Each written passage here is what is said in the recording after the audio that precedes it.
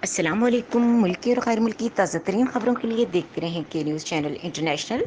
YouTube پر ہمارا channel subscribe کیجیے اور رہیں دنیا بھر کی خبروں سے باخبر۔ رخ کریں گے ساہیوال کا، جہاں سے رپورٹ کر رہے ہیں ہمارے نمائندہ خصوصی علی رضا۔ سلام یا حسین۔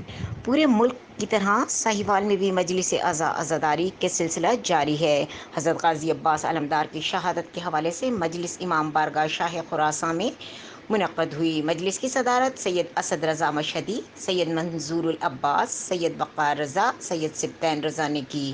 اس موقع پر سینکڑوں کی تعداد میں عزاداروں نے امام حسین علیہ السلام کی شرکت کی اور سینہ کوبی کی۔ مزید اس موقع پر پولیس کی جانب سے سیکیورٹی کے انتہائی سخت انتظامات کیے گئے اور امام بارگاہ کی داخلی اور خارجی راستوں پر بھاری نفری تعینات کی گئی۔ مزید خبروں اور اپڈیٹ کے لیے دیکھتے رہیں کے نیوز چینل انٹرنیشنل۔ مشق سکینہ اٹھائی، حسین نے پوچھا عباس، علامات سے روایت ہے میں نے سنی ہے، تلوار کہاں لے کے چل دیے، کہاں جا رہے ہیں؟